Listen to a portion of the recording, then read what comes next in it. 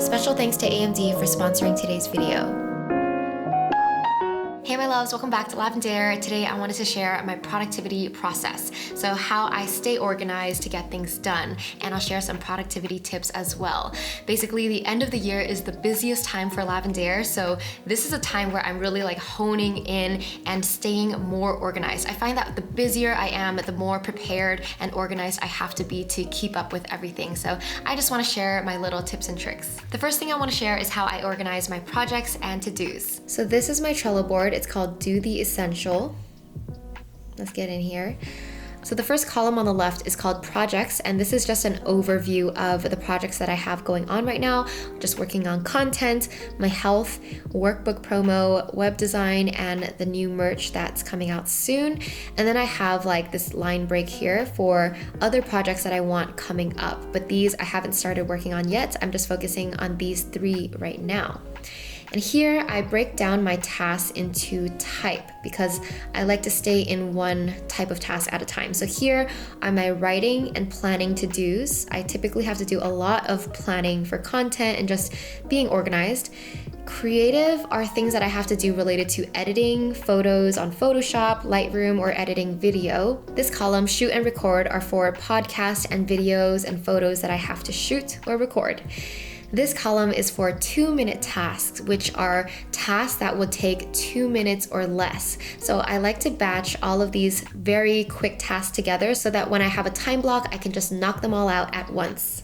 Then I have some admin tasks, and then here are just lists of things that are not to-dos really. I mean, they're just reminders and maybe things that I have to do later. So things related to business, ideas to revisit, things I want to learn, quick links, and things to do later. So these columns in the back are less important, and the more important immediate tasks are these columns here, organized by type. And of course in Trello, you can organize your cards and prioritize the most important stuff first. As you can tell from my Trello board, I really like to organize similar tasks together because it's more effective to stay in one type of task so that your brain is not switching from one mode to another, from writing to editing a video. So this really influences how I structure my time. So in a typical week, I like to block out specific days for specific tasks, like themed days. So one day could be a shooting day like today, or another day could be an editing day, or another day could just be a writing and planning day.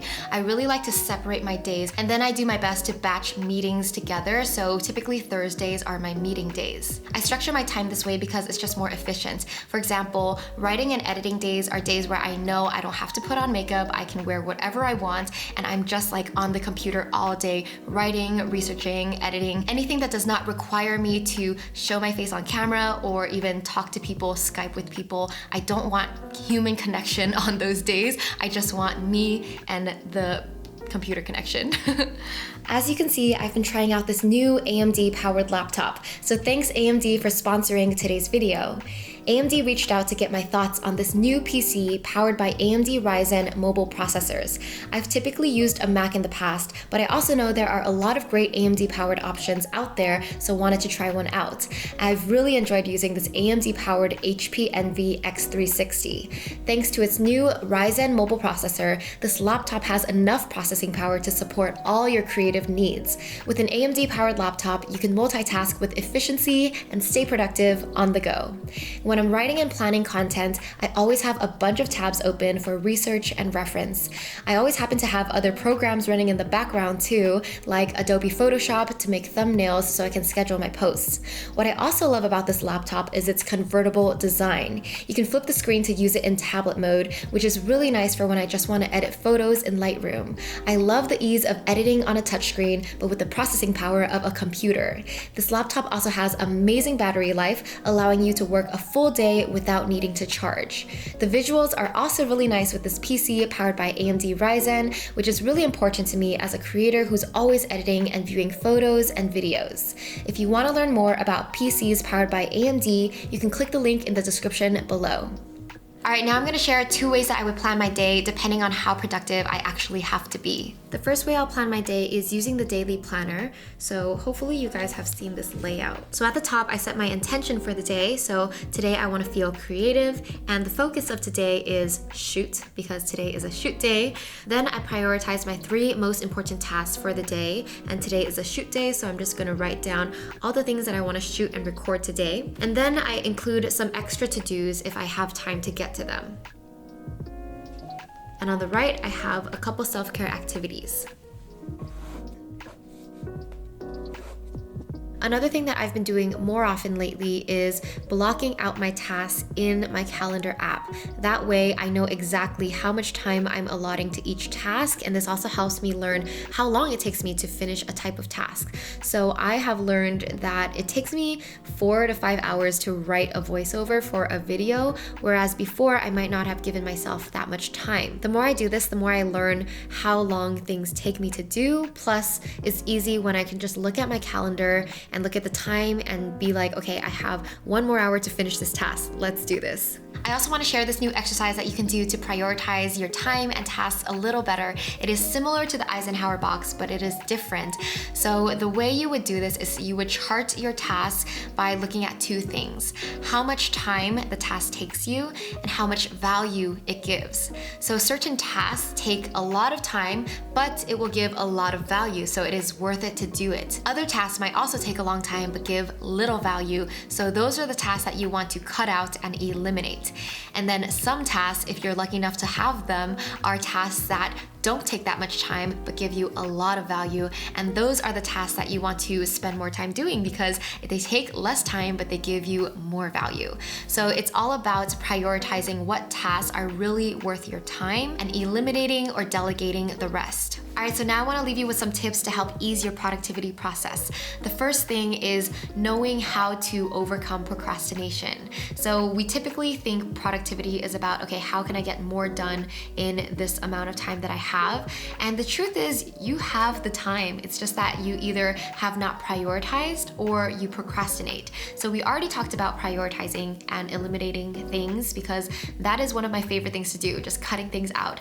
The second thing is how to overcome procrastination. So you want to understand that procrastination at its core is just fear. Procrastination is the resistance you have because taking action is too scary, that you're avoiding feeling that fear. You're avoiding feeling just those negative feelings that you associate with, okay, it's hard to tackle this task, or maybe you're a perfectionist and you're scared to take action because once you do, you might get it wrong, you might mess it up, you might fail. And that is scary. So procrastination is our way of protecting ourselves, staying in our comfort bubble because we feel comfortable here in the state that we are in before we have taken action. But taking action is risky and scary because you don't know what's on the other side. So the first step to tackling procrastination is to just recognize that it is just fear, and fear is just a feeling, which means that you can feel fear but still take action anyway. So taking action despite feeling fear, that is a muscle that you're gonna have to learn to build for the rest of your life because it's always gonna be scary. Taking action, doing something new is always gonna feel a little scary. And the only way to build that muscle is practice, repetition, actually taking that action. The more you take action despite your fear, despite wanting to procrastinate, the easier it's gonna get in the long run. The trick to getting yourself to take action, and I feel like I've said this a billion times in previous videos, but it is to break down your task into the smallest, easiest next step possible. Because when you put a to-do, you might procrastinate because that task feels too big and overwhelming and too scary. So what you wanna do is break it down to make it as simple and easy as possible. Basically, like open my computer and search the first thing I have to search, or open my Google Doc. These very easy and simple things that you can do anytime without feeling scared. So you're trying to make it less scary, and the way you make things less scary is to break it down into smaller, easier parts. I have a lot more tips on productivity and overcoming procrastination in my other videos, which I'll link here and down below, but I'll leave it at that for today. Hope you enjoyed this look at how I get things done, my productivity process. Sending you so much love. Bye! Thanks again to AMD for sponsoring this video.